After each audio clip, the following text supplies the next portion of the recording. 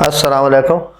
आज बेटा हमारे पास टॉपिक है चैप्टर नंबर 19 का लास्ट, हाइजेनबर्ग अनसर्टेनिटी प्रिंसिपल। कभी लॉन्ग पॉइंट ऑफ व्यू से तो ये पेपर में नहीं आया, लेकिन ना शॉर्ट इससे आ जाते हैं, ऑब्जेक्टिव आ जाती है, लेकिन अगर कोई लॉन्ग देना चाहे तो वो दे सकता है। ज़ीरो चांस नहीं है, लेकिन ऑलमोस्ट ज़ीरो के करीब चांस है इसके लॉन्ग के आने के। तो इस हवाले से ये इसकी जो बोर्ड इम्पोर्टेंस है वो ये है। अब ये है कि सबसे पहले है कि इसको जो पेश किया था वो किया डी ब्रोगली की जो हाइपोथेसिस थी डुअल नेचर ऑफ इलेक्ट्रॉन की, उसके according vernier Heisenberg was German theoretical physicist.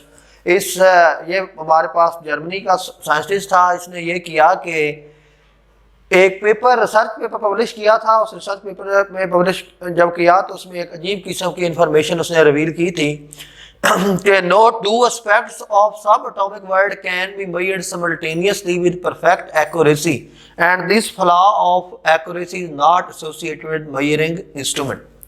उसने बात यह की कि दो क्वांटिटीज एट ए टाइम एक वक्त में बेयक वक्त आप एक्यूरेटली कैलकुलेट नहीं कर सकते।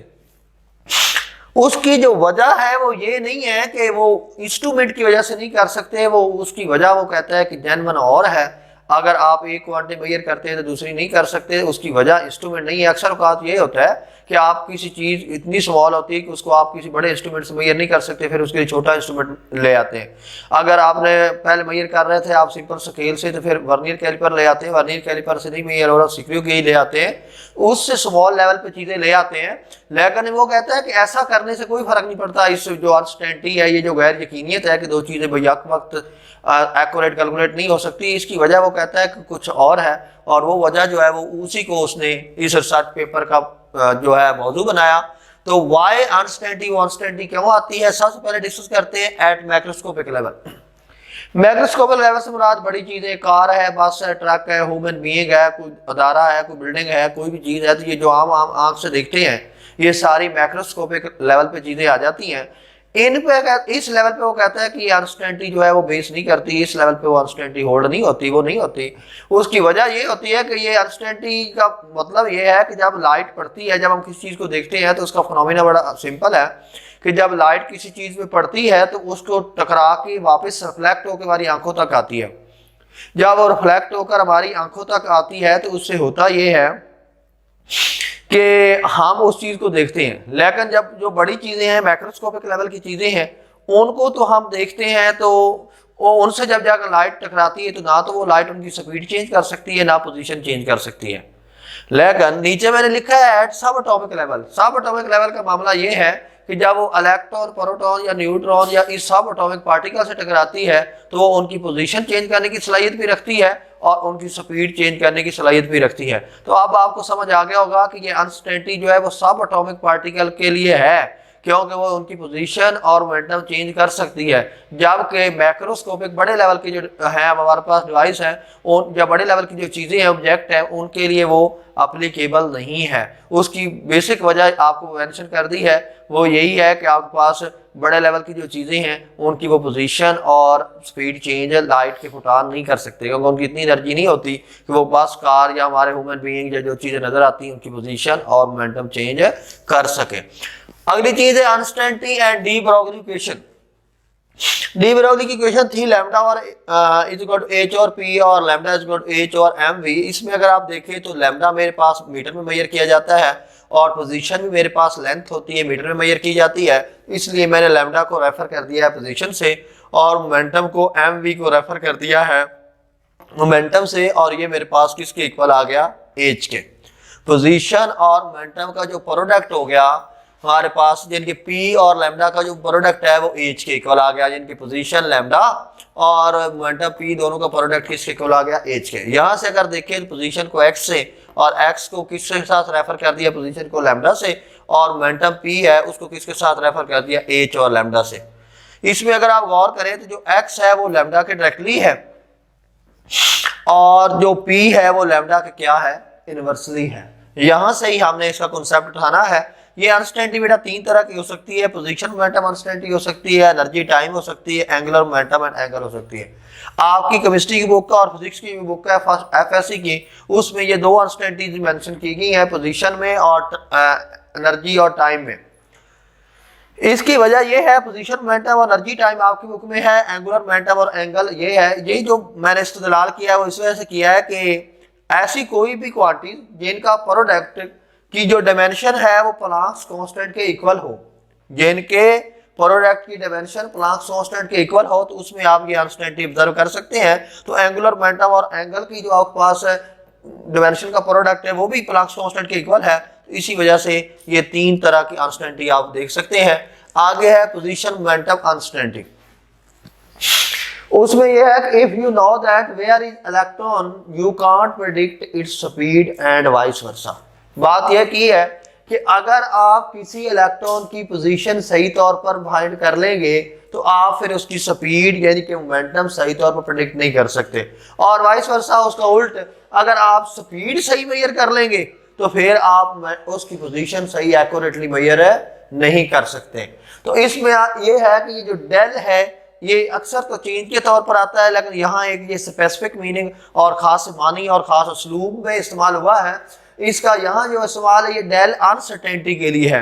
ये del x uncertainty in position, del p uncertainty in momentum nearly equal to h, यानी कि प्लांक्स कांस्टेंट के क्या होता है ये अनसर्टेनिटी इक्वल होती है। सिंस डेल एक्स जो है वो डेल लैम्डा के डायरेक्टली हो गया और पी जो है वो एच और लैम्डा होता है। डेल एक्स को लैम्डा ही आप कह सकते हैं और पी एच और लैम्डा कह सकते हैं। बुक वाले ने ये गलती की है, हमारी टेक्स्ट बुक की ये गलती है कि वो डेल एक्स और डेल पी एच ओवर 4 पाई के इक्वल था, लेकिन बुक ने इसको एच ही लिख दिया है। लेकिन अब आप न्यूमेरिकल करते हुए या क्वेश्चन लिखते हुए लिखेंगे वही जो बुक ने लिखी है, लेकिन मैंने करेक्शन कर दी है ताकि इंटी टेस्ट पॉइंट ऑफ व्यू से आपको ये चीज़ क्लैरिटी के साथ हो जाए कि असल इक्वेशन एच और 4 पाई है। इसके लिए मेरे पास दलील क्या है कि बुक ने गलती की है। हमने ये जो अनसर्टेनिटी निकाली है वो एटम के अंदर निकाली है। एटम की जो शेप होती है वो स्फेरिकल होती है। जो चीज स्फेरिकल होती है उसका जो एंगल होता है वो 4 पाई स्टे रेडियन होता है। तो ये जो अनसर्टेनिटी एच आई है ये कितने में से है? 4 पाई स्टे रेडियन में से है, क्योंकि एंगल का जो स्फेरिकल शेप का एंगल है वो 4 पाई है। तो आप एच को 4 पाई से ही डिवाइड करेंगे और ये जो एच, इसको फर्दर आप लिख सकते हैं एच काट ओवर 2। यहाँ आपकी बुक करेक्शन करके है एच काट ओवर 2, लेकिन ये स्टेप गलत करके फिर वो जैसे बुक ने ये स्टेप लिखा है उससे ये चीज बन ही नहीं सकती। बुक ने सिंपल एच लिखा है तो उससे ये चीज बनाई है। ये चीज बनती एच और 4 पाई से है, क्योंकि एच का इक्वल होता है एच और 2 पाई के। अब मैं अगर आपको ये चीज सिंपल समझाना चाहूँ तो वो ये है कि अगर आप ये चाहते हैं कि मैं अपनी पोजीशन एक्यूरेट मेजर करूं तो आप लैम्डा बड़ा इस्तेमाल करें। जब लैम्डा बड़ा इस्तेमाल करेंगे तो आपके पास पी जो है वो इन्वर्सली है। सबसे पहले डेल अनस्टेटी है पोजीशन में और डेल पी अनस्टेटी है मोमेंटम में। जब लैम्डा बड़ा इस्तेमाल करेंगे तो ज्यादा अनस्टेटी आएगी पोजीशन में, लेकिन लैम्डा बड़ा इस्तेमाल करने से मोमेंटम की अनस्टेटी कम हो जाएगी, क्योंकि लैम्डा और डेल पी एक दूसरे के इन्वर्सली हैं। लेकिन उस वक्त आपकी पोजीशन में अनस्टेटी ज्यादा होगी। अगर आप लैम्डा कम इस्तेमाल करेंगे तो उस वक्त मोमेंटम में अनस्टेटी ज्यादा हो जाएगी। तो ये यही है कि अगर आप एक एक्यूरेट मेजर करेंगे तो दूसरा उस वक्त क्या हो जाएगा? अनएक्यूरेट हो जाएगा। अब इस बात को यूं समझा जा सकता है कि ये मेरे पास इलेक्ट्रॉन है, इससे आपने एक रेडिएशन डाली तो उस रेडिएशन की एनर्जी जो होती है वो आपको पता ही है AC ओवर क्या होती है? लैम्डा। और आप यहाँ से गौर करें तो अगर आप स्मॉल वेवलेंथ की लाइट डालते हैं, जो इलेक्ट्रॉन को ऑब्जर्व करते हैं उसकी पोजीशन फाइंड करना चाहते हैं, स्मॉल वेवलेंथ की लाइट डालते हैं तो उस वक्त E क्या हो जाएगा? ज्यादा, यानी कि एनर्जी में अनसर्टेनिटी बढ़ जाएगी। अब उसकी ये जो पोजीशन है वो तो एक्यूरेटली मेजर हो जाएगी, लेकिन उसकी जो हमारे पास आपके पास उस वक्त जब लैम्डा हम छोटा करेंगे तो मोमेंटम के अंदर अनसर्टेनिटी इंक्रीज हो जाएगी, लेकिन पोजीशन एक्यूरेटली मेजर हो जाएगी। वो कैसे हो जाएगी? इसको आप यूं समझ लें कि एक कमरे में एक चूहा एंटर हो गया। पहले सारा कमरा था जिसमें से आपको चूहा ढूंढना था। बाद में आपने ये किया कि उस कमरे का एक छोटे हिस्से के अंदर उसको बंद कर लिया। आपने डिसाइड कर लिया कि इतने हिस्से के अंदर चूहा नहीं है, ये छोटे हिस्से के अंदर है। अब आपको वो चूहा ढूंढना आसान है। आपने उस चूहे के मजीद उस कमरे की मजीद सॉर्टिंग करते हुए उसको मजीद छोटा कर लिया या मजीद कंट्रैक्ट कर लिया तो आप इसको ढूंढना और आसान है। वो उससे मजीद और छोटा कर लिया। तो जितना आप उसका रीजन छोटा करते जाएंगे कमरे का तो वो आपको जो चूहा ढूंढना है वो क्या होता जाएगा? आसान होता जाएगा। इसी तरह जब आपने वेवलेंथ छोटी इस्तेमाल की है तो आपके पास ये स्पैन बना है, ये छोटा है। यहाँ से इलेक्ट्रॉन की पोजीशन प्रेडिक्ट करना आसान है और इसमें इलेक्ट्रॉन की पोजीशन प्रेडिक्ट करना क्या है?